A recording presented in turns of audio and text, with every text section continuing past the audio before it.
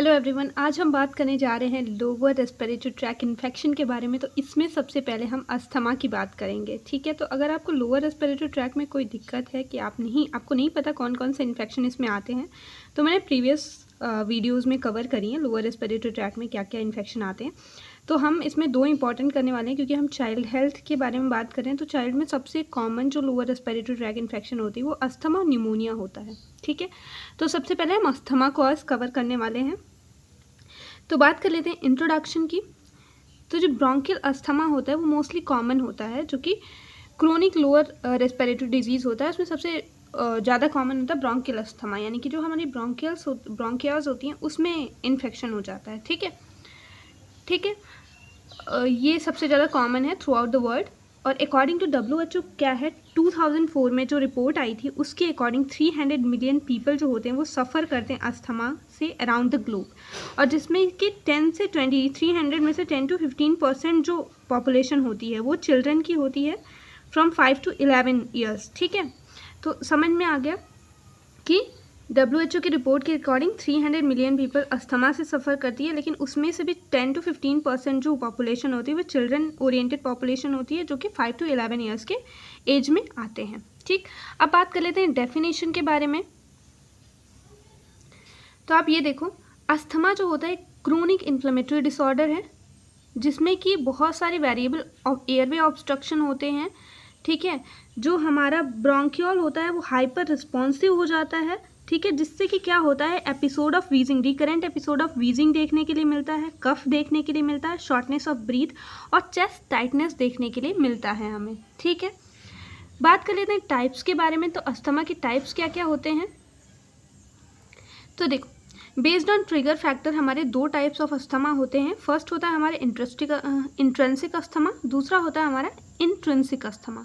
तो एक्सट्रिंसिक में क्या होता है, ये एलर्जी की वजह से होता है, यानी कि कोई एलर्जन आ गया, वो हमारे रेस्पिरेटरी ट्रैक में एंटर कर गया, ठीक है। तो इम्यून रिस्पॉन्स उस टाइम जो एक्टिव होता है वो कॉज करता है हमारे एक्सट्रेंसिक अस्थमा को। अब एलर्जन की बात कर लेते हैं तो उसमें पॉलन हो सकता है, एनिमल बैंडर हो सकता है, यानी कि एनिमल का कोई पार्ट हो गया या फिर फर हो गया, ठीक है। यानी कि जो फर होते हैं मोस्टली पेट्स में, जैसे कि डॉग रखते हैं लोग घरों में, कैट रखते हैं, तो उनके जो फर होते हैं उससे भी ये हो सकता है, डस्ट माइट पार्टिकल्स से भी ये हो सकता है, ठीक है। अब बात कर लेते हैं इंट्रिंसिक की। तो इंट्रिंसिक की जब हम बात करते हैं तो ये केमिकल के इन्हेलेशन से मोस्टली होता है। तो सिगरेट स्मोकिंग अगर कोई कर रहा है या फिर कोई क्लीनिंग एजेंट है उसको आपने क्या कर लिया, इंस्पिरेट कर लिया, या फिर एस्पिरिन ले रहे हैं आप, कोई चेस्ट इन्फेक्शन है आपको या स्ट्रेस है, एक्सरसाइज की वजह से कोल्ड एयर आपने इनहेल कर लिया है, फूड प्रिजर्वेटिव की वजह से भी ये चीज़ें हो सकती हैं। तो बहुत सारे अदर फैक्टर जो हैं वो इंट्रिंसिक अस्थमा को कॉज करते हैं, राइट। अब अदर क्लासिफिकेशन की जब हम बात कर लेते हैं तो अटॉपिक और नॉन अटॉपिक अस्थमा आता है। तो अटॉपिक में क्या होता है, जो इम्यूनोग्लोबिन ई होता है उसके मेडिएट हो जाने से, यानी कि उसके एक्टिवेट हो जाने की वजह से, जो कि एलर्जन के थ्रू ट्रिगर होता है, तो जब IgE मेडिएटेड होता है तो उसको अटॉपिक अस्थमा बोलते हैं। नॉन अटॉपिक यानी कि ये IgE mediated, non IgE mediated होता है, जो कि किसी इन्फेक्शन के थ्रू ट्रिगर हो गया है और जो इम्यून सिस्टम है हमारा वो IgE मेडिएटेड नहीं, यानी कि वहाँ पे IgE का सिक्रीशन नहीं हो रहा है, जबकि अदर जो भी इम्यूनोग्लोबिन है उनके सिक्रीशन की वजह से हो रहा है, तो उसको हम नॉन एटॉपिक बोल देते हैं, राइट। अब एक्सरसाइज या ड्रग इंड्यूस्ड अस्थमा भी होता है, अदर क्लासिफिकेशन में हम इसको इंक्लूड करते हैं, राइट। अब बात कर लेते हैं हम इटियोलॉजी या कॉजेज़ की। तो एग्जैक्ट कॉज तो हमें नहीं पता। देखिए, इटियोलॉजी की बात करें तो एग्जैक्ट कॉज हमें नहीं पता है। जेनेटिक फैक्टर्स हो सकते हैं। जेनेटिक फैक्टर में हमारा क्या आ सकता है, फैमिली हिस्ट्री हो सकती है अस्थमा की, कोई जेनेटिक फैक्टर, प्रीनेटल इन्फ्लुएंसेस हो सकते हैं, उसकी वजह से भी अस्थमा कॉज हो सकता है। इन्वायरमेंटल फैक्टर की बात करें तो यहाँ पे इंडोर या आउटडोर एयर बायोलॉजिकल पॉल्यूटेंट्स हो सकते हैं, पॉलेंस हो सकते हैं, ठीक है। हाउस डस्ट माइट्स हो सकते हैं, पैसिव स्मोकिंग हो सकती है। पैसिव स्मोकिंग का मतलब आप समझ रहे हो कि जैसे कि हम स्मोक नहीं कर रहे हैं पर हमारे साथ में कोई है इंसान, वो स्मोक कर रहा है और हमें कहीं ना कहीं वहाँ, मतलब हम कहीं ना कहीं उसके स्मोक को इनहेल कर रहे हैं, तो उसकी वजह से हो सकता है। और दूसरी चीज़ मुझे ये बताना, पॉलन क्या होते हैं। तो जो नहीं मतलब जैसे बसंत स्प्रिंग सीज़न जो होता है हमारा, उसमें जो फ्लावर्स होते हैं उसके थोड़े थोड़े रैसेस जो छोटे छोटे से होते हैं, उनको इन्हेल कर लिया तो उसकी वजह से भी हो सकता है। पेट्स एलर्जन, ये सारे हमारे इन्वायरमेंटल फैक्टर में आ जाएंगे। फिर एक्सरसाइज, ये भी कॉज कर सकता है वीजिंग बच्चों में, ठीक है।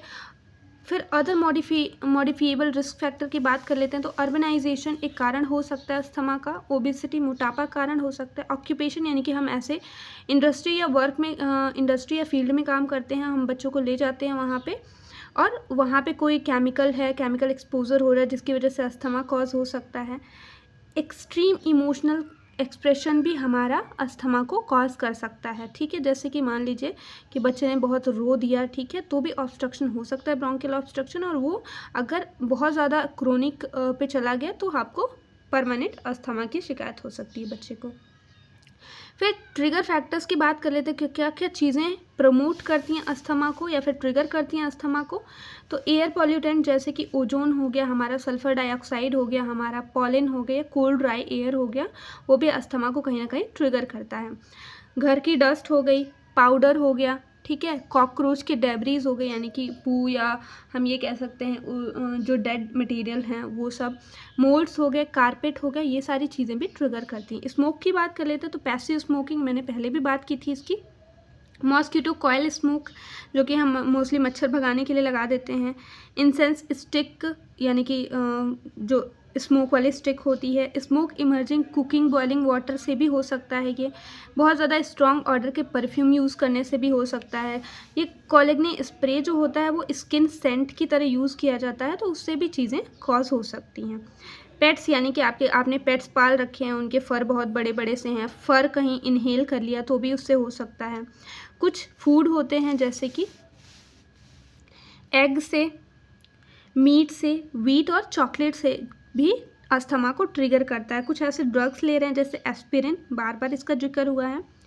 एलर्जिक राइनाइटिस या कोई वायरल इन्फेक्शन है वो भी ट्रिगर करता है अस्थमा को। इमोशनल डिस्टर्बेंसेस हुआ है या फिर फियर ऑफ पनिशमेंट जो कि बच्चों को बहुत ज़्यादा रहता है, उसकी वजह से। एग्जॉस्शन यानी कि बहुत ज़्यादा टायर्ड हो गया है बच्चा, उसकी वजह से भी क्या होगा, वो सांस नहीं ले पाएगा, जिसकी वजह से अस्थमा कॉज हो सकता है। टाइटनेस इन चेस्ट हो सकती है। सडन चेंज हो गया क्लाइमेट में, वेदर चेंज हो गया, एंडोक्राइन चेंजेस हो गया प्यूबर्टी के टाइम पे, तो भी ये अस्थमा को ट्रिगर करेंगे कहीं ना कहीं, राइट।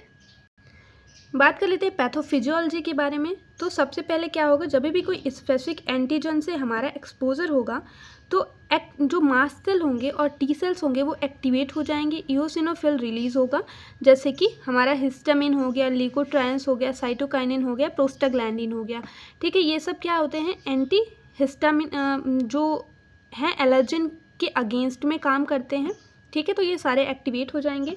इसकी वजह से क्या होगा, ब्रोंकियोस्पाज्म और एडिमा होगा हमारे ब्रोंकियल म्यूकोसा के अंदर, ठीक है। और जो ब्रोंकियल सिक्रीशन है वो इंक्रीज हो जाएगा ताकि वो कैसे भी एलर्जन को डिस्ट्रॉय कर सके। एयरवे में इन्फ्लामेशन देखने के लिए मिलेगी क्योंकि सिक्रीशन इंक्रीज कर गया है, और ऑब्स्ट्रक्शन बढ़ेगा क्योंकि एयरवे इन्फ्लामेशन हो रहा है, तो ऑब्स्ट्रक्शन कहीं ना कहीं बढ़ेगा क्योंकि पाइप जो थी वो मोटी हो गई है, तो जो एयरवे था हमारा, जो ट्यूब था वो पतला हो रखा है। हाइपर इन्फ्लामेशन देखने के लिए मिलेगा लंग में, और एयर ट्रैपिंग यानी कि एयर ठीक से ट्रैप नहीं हो पाएगी, या फिर एयर ट्रैप होगी तो अंदर वो लंग्स में नहीं जा पाएगी, राइट। वेंटिलेशन परफ्यूजन मिसमैच होगा। इसका क्या मतलब है, सीधा सीधा वेंटिलेशन परफ्यूजन मिसमैच का यहाँ पे जब दो मतलब होते हैं इसके वेंटिलेशन परफ्यूजन मिसमैच का। ये तो ऑक्सीजन पास हो रहा है लंग्स में जो कि विदाउट ब्लड है, या फिर ब्लड विदाउट ऑक्सीजन। तो यहाँ पे क्या केस होगा कि हमारा एयरवे ऑब्स्ट्रक्शन हो रहा है तो ब्लड में ऑक्सीजन की मिक्सिंग नहीं हो पाएगी, तो ब्लड विदाउट ऑक्सीजन होगा। वेंटिलेशन परफ्यूजन का मतलब ये है, जिससे कि क्या होगा, हमारा हाइपोक्सीमिया होगा, ठीक है, ब्लड में ऑक्सीजन की कमी हो जाएगी, राइट।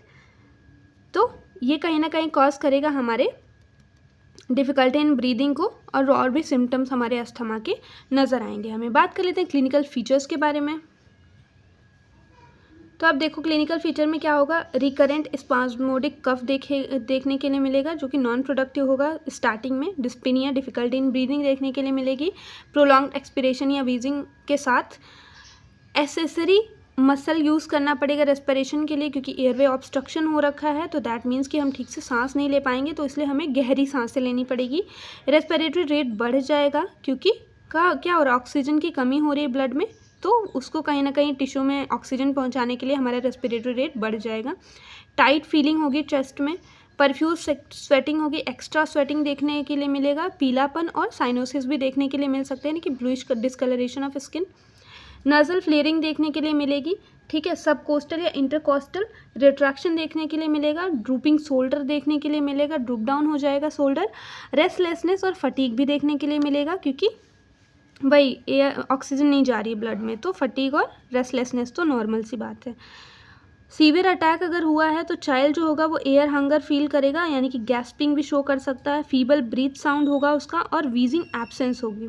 साइनोसिस या रेस्पिरेटरी डिस्ट्रेस वीजिंग के बिना देखने के लिए मिलेगा। बैरल शेप्ड एक ढोलक नुमा आकार का चेस्ट देखने के लिए मिलेगा, जो बीच से राउंड होगा और टैप मैंने ये बनाया हुआ है, तो चेस्ट कुछ बैरल शेप का देखने के लिए मिलेगा, राइट।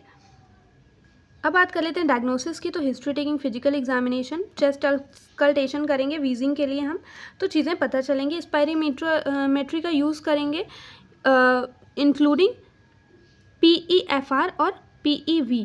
इसका क्या मतलब है कि PEFR का मतलब है पीक एक्सपायरेटरी फ्लो रेट और फोर्स्ड एक्सपायरेटरी वॉल्यूम, ठीक है। इसके लिए हम क्या करेंगे, स्पायरोमेट्री कराएंगे, ठीक है। एब्सोल्यूट न्यूट्रोफिल काउंट को देखेंगे, इओसिनोफिल का लेवल बढ़ा हुआ आएगा, इओसिनोफिलिया देखने के लिए मिलेगा। चेस्ट एक्सरे कराएंगे तो बायलैटरल एयर ट्रैपिंग और एटेलैक्सिस का क्या होगा, पैचेस देखने के लिए मिलेगा हमें। एलर्जी टेस्ट कराएंगे तो वहाँ पे भी हमारा टेस्ट पॉजिटिव आएगा, ठीक है, अगर एलर्जन की वजह से हो रहा है तो। अब मैनेजमेंट क्या करेंगे, तो सबसे पहले ट्रिगर फैक्टर को, अगर एलर्जन की वजह से हो रहा है तो ट्रिगर फैक्टर को एलिमिनेट करेंगे। फार्माकोथेरेपी में देखिए आप, अगर एक्यूट सिम्टम है तो एक्यूट रिलीफ के लिए कुछ रिलीवर्स का इस्तेमाल करते हैं, जैसे साल्ब्यूटामॉल हो गया हमारा, टर्ब्यूटाइलाइन हो गया, इप्राट्रोपियम हो गया, और ओरल स्टेरॉइड्स देते हैं for acute relief of symptom. अगर मान लीजिए क्रोनिक है, लॉन्ग टर्म से है, तो उसके लिए हम क्या क्या यूज़ करते हैं, तो जैसे corticosteroid like budesonide, beclomethasone, bronchodilator, mast cell stabiliser जैसे कि सोडियम क्रोमोगेगली का यूज़ करते हैं, ल्यूकोटैरिन मॉडिफायर्स, और मोन्टेल्यूकास्ट मोस्ट कॉमन होता है ये, थियोफाइलिन, और इम्यूनोथेरेपी हम प्रोवाइड करते हैं in case of chronic asthma. अगर मेडिकेशन मान लीजिए कि एडमिनिस्टर्ड हो रहा है इन्हेलर रूट के थ्रू, तो अप्रोप्रिएट इन्हेलर का यूज़ करेंगे हम, जैसे कि मैट्रिड डोज इन्हेलर। अभी अगर वीडियो के लास्ट में थोड़ा सा टाइम बच जाता है तो मैं आपको दिखा दूंगी ये सारे इन्हेलर कैसे होते हैं। तो मैट्रिड डोज इन्हेलर का यूज़ कर सकते हैं। Metered dose inhaler with spacer भी आता है, और metered dose inhaler spacer with mask आ सकता है। तो अप्रोप्रिएट इन्हेलर अकॉर्डिंग टू बच्चे की एज हम डिसाइड करेंगे, ठीक है। ड्राई पाउडर इन्हेलर भी आता है, और हमारा